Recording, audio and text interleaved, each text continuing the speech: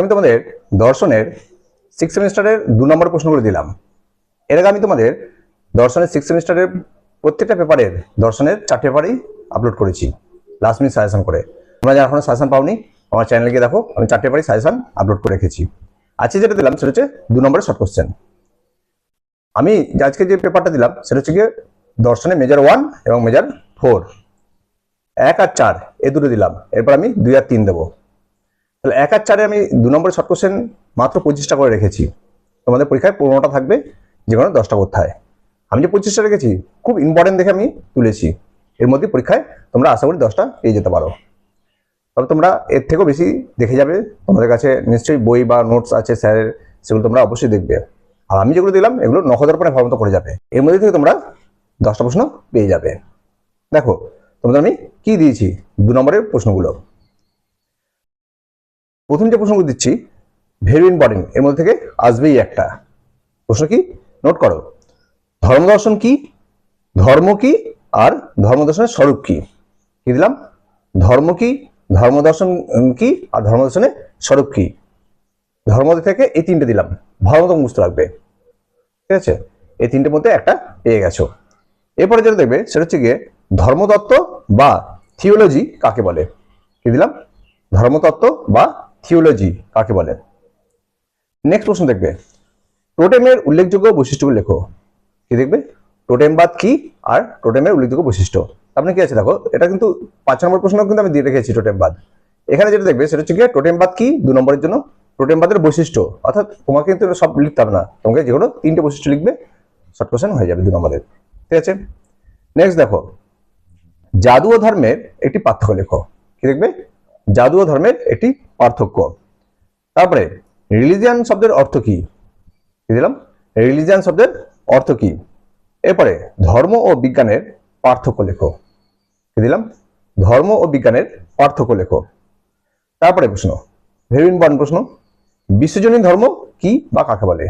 কি দিলাম? বিশ্বজনীন ধর্ম কি বা কাকে বলে। এরপরে বুদ্ধদেব প্রচারিত 4টি আর্য সত্য কি কি। কি দিয়েছি? বুদ্ধদেব প্রচারিত 4টি আর্য সত্য কি কি।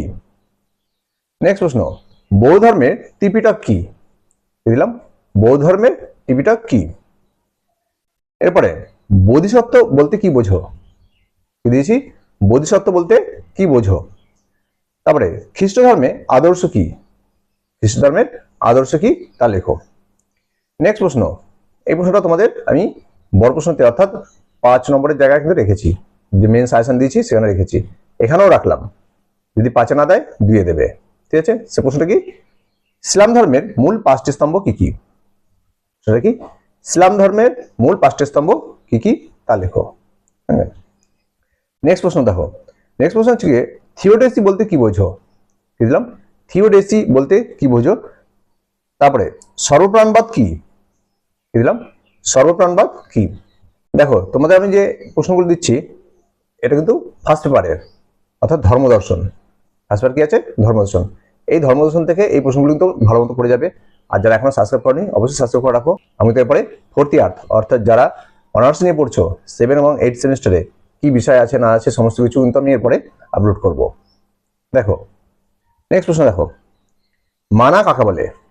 প্রশ্ন কি, মানা কাকে বলে।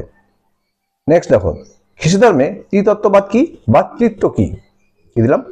খ্রিস্ট ধর্মে ত্রিতত্ত্ববাদ কি বা তৃত্ব কি। তারপরে একেশ্বরবাদ কি বা কাকে বলে। দিলাম? একেশ্বরবাদ কি বা কাকে বলে। তারপর দেখো ইহুদি খ্রিস্ট ধর্মে আদিপাপ বলতে কি বোঝায়। কি প্রশ্ন? ইহুদি খ্রিস্ট ধর্মে আদিপাপ বলতে কি বোঝায় তা লেখো। ঠিক আছে, 2 নম্বর প্রশ্ন হিসাবে কিন্তু। তারপরে ইডিপাস এসোনা। কি দিলাম? ইডিপাস এসোনা বিষয়টি ব্যাখ্যা করো। ঠিক আছে, ইডিপাস এসোনা বিষয়টি ব্যাখ্যা করো। তারপরে বৌদ্ধরা মুক্তি বলতে কি বোঝেন। কি দিলাম? বৌদ্ধরা মুক্তি বলতে কি বোঝেন। নেক্সট প্রশ্ন ঈশ্বর মঙ্গলময় এই বিষয়টি বিবৃতির অর্থ কি। আমি কি দিলাম? ঈশ্বর মঙ্গলময় এই বিবৃতির অর্থ কি।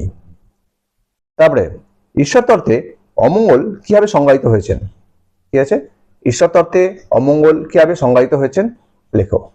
ঠিক আছে, নেক্সট প্রশ্ন দেখো, নেক্সট প্রশ্ন হচ্ছে জাকাত বলতে কি বোঝো। কি দিলাম? জাকাত বলতে কি বোঝো? তারপরে ঈশ্বরের অস্তিত্ব প্রসঙ্গে নৈতিক যুক্তির প্রথম ধারণাটি লেখো বা প্রথম বয়ানটি লেখো। কি দিলাম? ঈশ্বরের অস্তিত্ব প্রসঙ্গে নৈতিক যুক্তির প্রথম বয়ানটি লেখো। এরপর প্রশ্ন দেখবে, ঈশ্বরের ধারণার বিরুদ্ধে বৌদ্ধদের প্রধান যুক্তি কি? কি দিলাম? ঈশ্বরের ধারণার বিরুদ্ধে বৌদ্ধদের প্রধান যুক্তি। তারপরে দেখো লাস্ট প্রশ্ন দেখো, ঈশ্বরের অস্তিত্ব সমর্থনে সত্তাতাত্ত্বিক প্রমাণটিকে কান্ট কোন যুক্তিতে বাতিল করেছেন? কি দিলাম? ঈশ্বরের অস্তিত্বের সমর্থনে সত্তাতাত্ত্বিক প্রমাণটিকে কান্ট কোন যুক্তিতে বাতিল করেছেন? আচ্ছা, তাহলে আমি এই 25টার মতো প্রশ্ন দিলাম ফার্স্ট পেপার থেকে, অর্থাৎ ধর্মদর্শন থেকে। এরপরে যেটা দেবো সেটা হচ্ছে গিয়ে ফোর্থ পেপার, অর্থাৎ সেখানে আছে গিয়ে রাসেল। ঠিক আছে, রাসেল থেকে তোমরা কোন কোন প্রশ্নগুলো দেখে যাবে এক ঝলক নোট করে নাও। দেখো, আর আমাকে কমেন্টে অবশ্যই জানাবে তোমাদের এরপরে সেকেন্ড আর থার্ড পেপারের 2 নম্বর প্রশ্ন দরকার আছে কিনা। যদি তোমরা কমেন্ট করো তাহলেই আমি কিন্তু সেগুলো আপলোড করব। দেখো, আমি লাস্ট মিনিটে তোমাদেরকে ফোর্থ পেপারের কি 2 নম্বর প্রশ্ন দিয়েছি। আমি কিন্তু এই পেপারেরও অর্থাৎ রাসেলের ফোর্থ পেপারটাও আমি কিন্তু বড় প্রশ্ন 5 আর 10-এর ভিডিও আপলোড করে রেখেছি। তোমরা যারা এখনো পাওনি আমার চ্যানেলে গিয়ে দেখো, সব সাজেশন আপলোড করা আছে। দেখো 2 নম্বর প্রশ্ন আমি কি দিয়েছি ফোর্থ পেপার থেকে। প্রথম প্রশ্ন ভেরি ইম্পর্টেন্ট, ইন্দ্রিয় উপাত্ত বলতে কি বোঝো? ঠিক আছে, ইন্দ্রিয় উপাত্ত বলতে কি বোঝো? তারপরে রাসেলের মতে ভাববাদ কি? প্রশ্ন কি? রাসেলের মতে ভাববাদ কি? নেক্সট প্রশ্ন দেখবে, রাসেল কেন মনে করেন যে একটি টেবিল যে আকারটি আমরা দেখি সেটি তার যথার্থ আকার নয়? কি প্রশ্ন? রাসেল কেন মনে করেন যে একটি টেবিল যে আকারে আমরা দেখি সেটি তার যথার্থ আকার নয়?